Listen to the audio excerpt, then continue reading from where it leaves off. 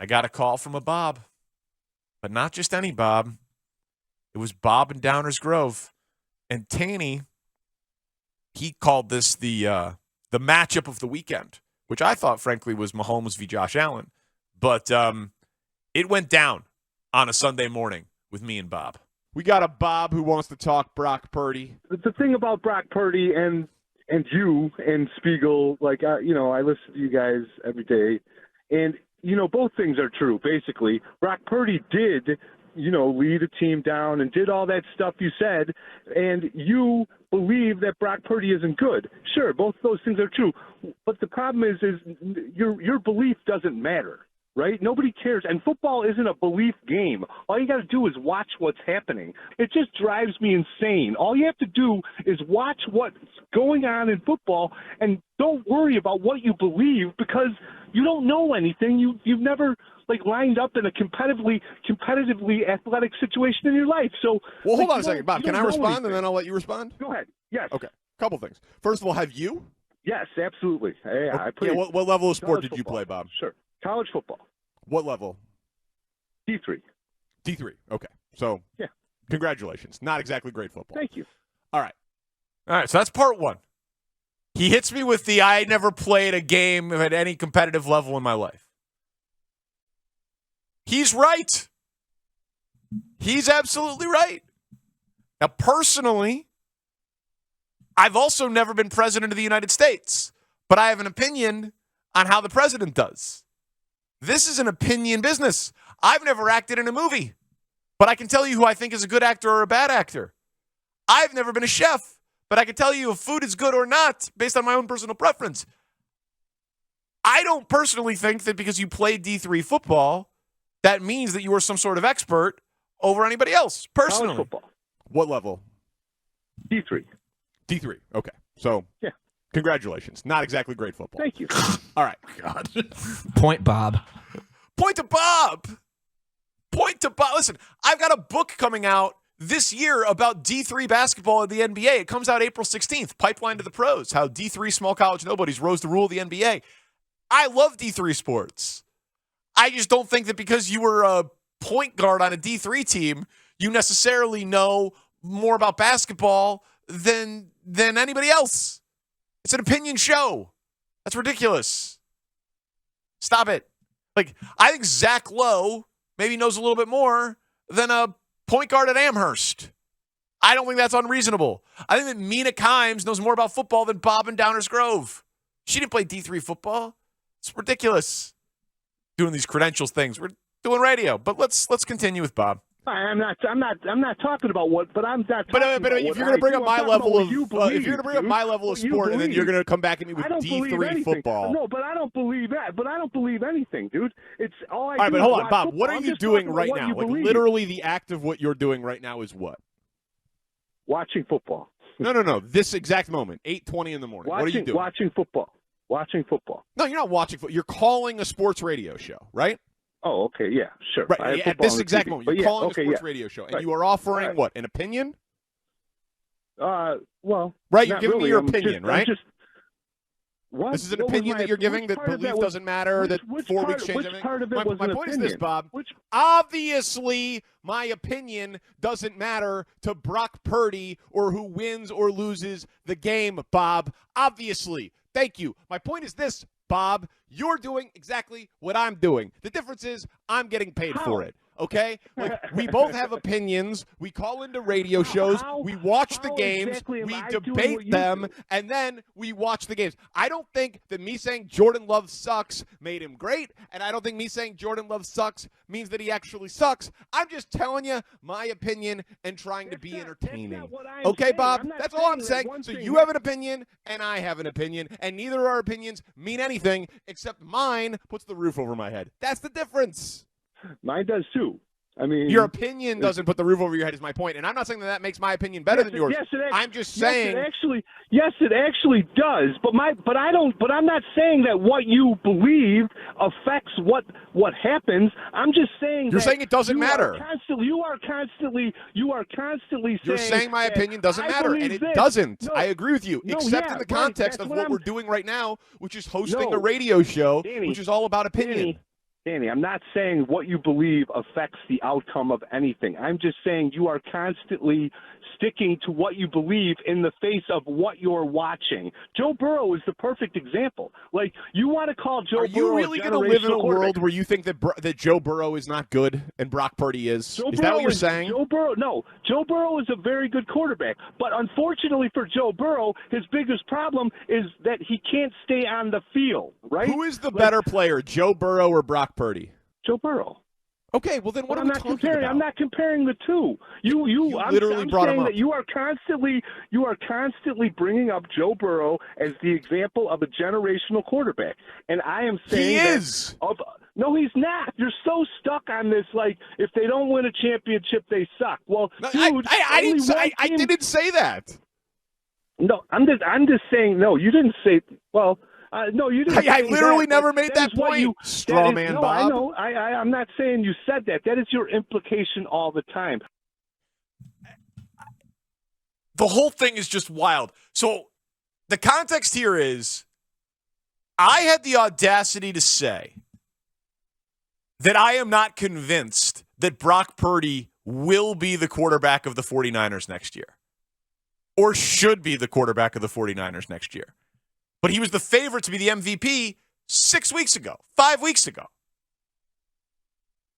Brock Purdy, to my eyes, throws a bunch of interceptable balls that just happen to get dropped. The throw that he had over the middle that Jennings made the leaping catch on was a wild, lucky play where there was an awesome catch. Then on the last drive of the game, he had 2 nice throws and a 9-yard scramble, and then McCaffrey took it in. But Purdy, to me, is the product of a system. And by the way, there was a story that came out on ESPN in the last week, 6 days ago, where Brock Purdy said that Kyle Shanahan sat him down last offseason and said, yeah, you're going to be our starter next year unless we can get Brady. So they tried to upgrade from Purdy to a guy in his mid-40s last year. They tried to upgrade from Jimmy Garoppolo. They traded up for Trey Lance. Like they are trying to upgrade at quarterback at every turn. And so what I said was, I was like, I watched this guy. He won, but I didn't think they won because of him, and I don't think he's all that impressive. And then Strawman Bob started yelling at me about Joe Burrow. All right, we'll do the last part of the call, and then you guys can tell me who won, me or Bob. But only one team wins every year, right? I can't get anything past you. Explain to me how Joe Burrow is so generational when he can't even stay on the field for 50% of his career. He's missed. Dude, we were not talking about Joe Burrow. How is that generational? How is it generational? I watched him in college. I watched him get into the AFC Championship we all watched game. Him in college, I watched man. him win. I watched him get into a Super Bowl, and I watched him take an organization that for a 24-year. What has he won? Has he won anything? He's won an AFC Championship game. That's not a thing. You either win the Super Bowl or you lose. You make now you're making the argument that the only thing that matters is a championship. Oh Jesus! No, I don't think that. I think what are you talking about? Bob, do you have short-term memory loss? That is literally 2 sentences in a row. You said a little bit, probably, yeah. Bob, stop drinking. It's too early. Thank you for calling. Jeez. I have anxiety re-listening to it. I don't want to do that. That whole thing is so strange. Brock Purdy, man, is a very interesting case study in how people view this thing. Kyle Shanahan has been in the Super Bowl. They've been winning double-digit games every year. He's been an MVP candidate. He's a 4,000-yard pass. I mean, he checks a lot of boxes, and he still looks to upgrade at quarterback.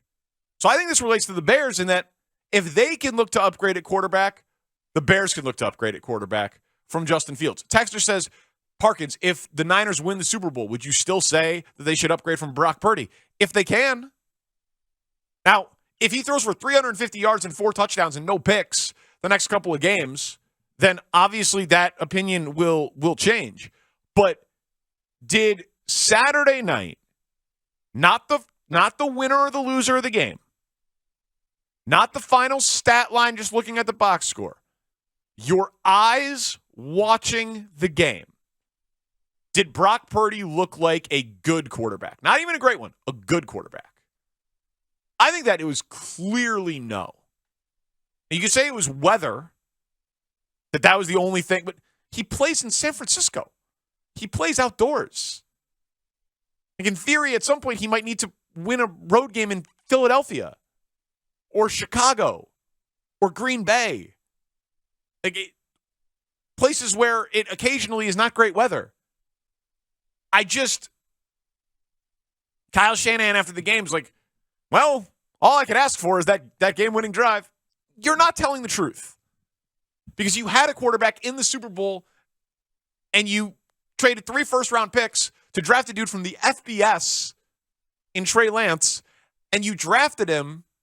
You made that trade before you even knew who was going to be there. You didn't know if Zach Wilson was going to be there. You didn't know if you were going to take Mac Jones. You didn't know if you were going to take Justin Fields. You didn't know if you were going to take Trey Lance. All that you knew when you made that trade was that it was going to be a quarterback in that draft, and it wasn't going to be Trevor Lawrence because you knew he was going to go 1. But you were so desperate to upgrade at quarterback that you mortgaged your entire future for it. And you got lucky that Brock Purdy is serviceable. And if Justin Fields would have gone to San Francisco, he'd probably still be their quarterback because it's a much better situation.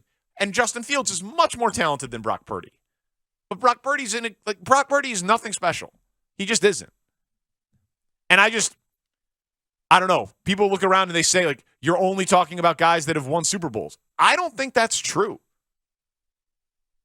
I do want to hold the Bears to a high standard at quarterback because that is what allows you to overcome an injury to Deebo Samuel or being the most sacked quarterback in the league and winning a Super Bowl like Aaron Rodgers did, or having your team in the AFC Championship game when you have the most drops of anybody in the league like Patrick Mahomes, or winning a Super Bowl last year like they did when they lost Tyreek Hill, or being in the NFC Championship game this year when you're the Lions, when you've got the 23rd ranked defense in the NFL.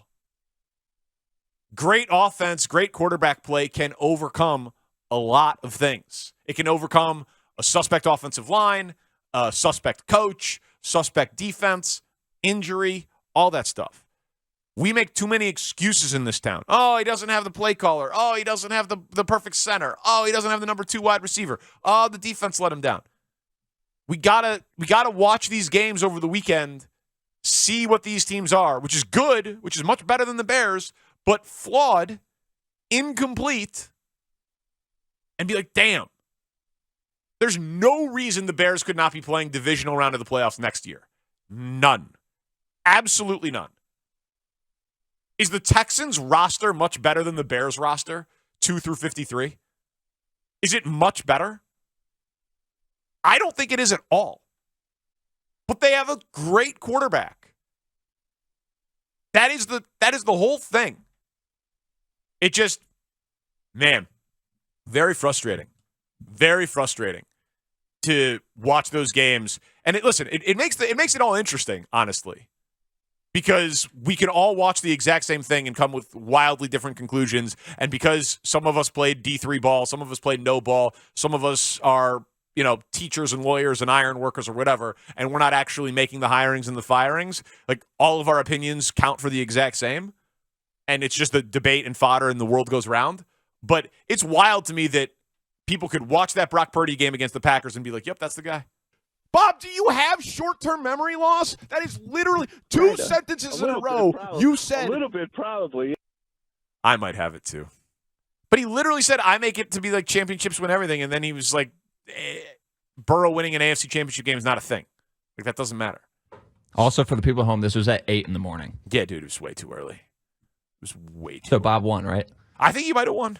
What do you think, Tanny? I mean, he was up watching football. He was. He's a football guy. Real football guy. Yeah, man. Watch it. Also, he's getting paid for his opinion that we don't know what he's getting paid for. I want to listen to his podcast. Is that what it is? I was wondering if Bob's like a high school football coach or something like that. Yeah, he said his opinion put his roof over his head. Right. Yeah, no, I don't know. He's like a judge. His opinion That's interesting. he's deciding the lives of many people. Sure. Yeah, no, I didn't. I should have followed up. It was the one thing we didn't learn. about Bob and Downers Grove. So anyway. Give us a call, Bob. We got to know. We got to know how your opinion is putting roofs over your head.